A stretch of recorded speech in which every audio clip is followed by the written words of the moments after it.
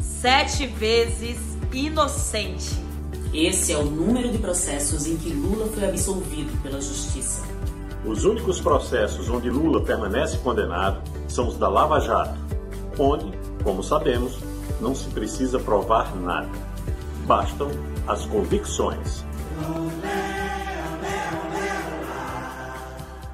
A 6ª Vara Federal de São Paulo arquivou a investigação contra o ex-presidente e seu filho Luiz Cláudio. Sem fundamento, a acusação de tráfico de influência foi arquivada pela Justiça. A Justiça também confirmou a anulação da delação de Antônio Palocci. Com críticas ao ex-juiz Sérgio Moro, que divulgou a delação a 6 dias do primeiro turno das eleições presidenciais de 2018, a 2ª turma do Supremo Tribunal Federal já havia invalidado as mentiras de Palocci em agosto passado. Agora, o recurso do Ministério Público Federal foi rejeitado. A defesa de Lula já conseguiu o reconhecimento da inocência do ex-presidente para outras 5 acusações, inclusive a de que teria incentivado a invasão do triplex do Guarujá. Todas essas vitórias são provas contundentes de que Moro armou uma fraude para condenar o ex-presidente. Moro era suspeito para julgar Lula e agiu como inimigo político e não como juiz. E vale frisar, em Curitiba nenhuma das acusações contra Lula foi anulada, comprovando que a quadrilha liderada por Moro promoveu uma verdadeira fraude para tirar Lula do cenário político. Há mais de 2 anos, quando Moro aceitou ser ministro de Bolsonaro, a defesa de Lula pediu que ele fosse considerado suspeito e suas decisões anuladas. O habeas corpus começou a ser julgado há 2 anos, mas um pedido de vista do ministro Gilmar Mendes parou tudo. Desde então, a defesa pede agilidade ao STF para retomar o caso. Mas até agora, nada. Anula STF.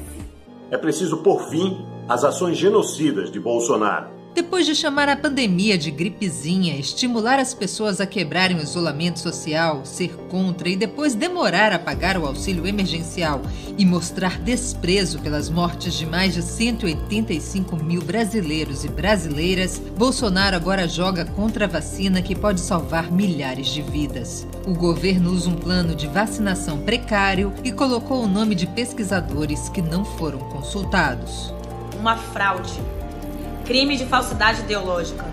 Bolsonaro não preparou o país para receber as vacinas. Não previu a contratação de seringas e agulhas, por exemplo. Também não fez acordo para ter mais de uma vacina e poder imunizar mais gente. Por isso, faz discurso para gerar dúvidas nas pessoas sobre a eficácia da vacina e quer pedir termo de responsabilidade para quem se vacinar. Diz que vivemos o finalzinho da pandemia, quando o país voltou a registrar altas diárias de mortes e pessoas contaminadas. Enquanto isso, vai gastar 250 milhões de reais para colocar nas farmácias populares o que chama de kit Covid, com remédios sem eficácia comprovada para tratar o coronavírus. Até setembro, seu governo gastou 83,6 milhões de reais em publicidade durante a pandemia e quer 3 vezes mais dinheiro para propaganda em 2021.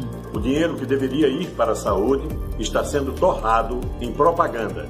A luta não pode parar. Com o objetivo de exigir que o governo de Jair Bolsonaro ofereça um plano de enfrentamento à pandemia e garanta vacina para toda a população, foi lançada no dia 15 a campanha O Brasil Precisa do SUS. Os materiais de divulgação para as redes sociais podem ser encontrados no site da Frente pela Vida. A causa tem adesão de pesquisadores, profissionais da saúde e vários artistas. Num Brasil tão desigual, precisamos defender o SUS como nossa maior política pública social.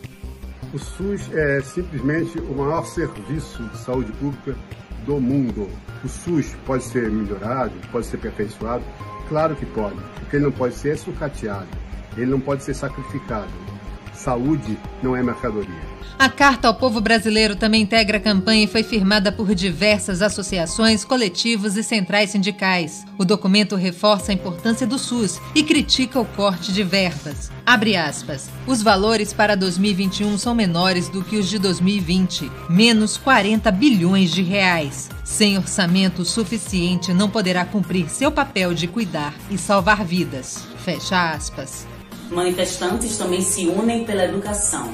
O tuitaço Fundeb é público ocupou o terceiro lugar entre os assuntos mais comentados do Twitter e mobilizou lideranças políticas e ativistas na cobrança para que o Senado não votasse o projeto de lei aprovado pela Câmara dos Deputados. O texto da Câmara era um retrocesso por destinar quase 16 bilhões para instituições filantrópicas comunitárias, confessionais e para a educação profissionalizante. Mas a pressão surtiu efeito e o Senado rejeitou o projeto.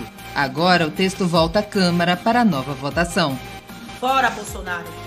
No Twitter, o ex-presidente Lula cumprimentou o Papa Francisco por seus 84 anos, completados em 17 de dezembro. Abre aspas. Sua dedicação contra a desigualdade e suas palavras de fé e amor nos enchem de esperança. Viva o Papa Francisco! Fecha aspas.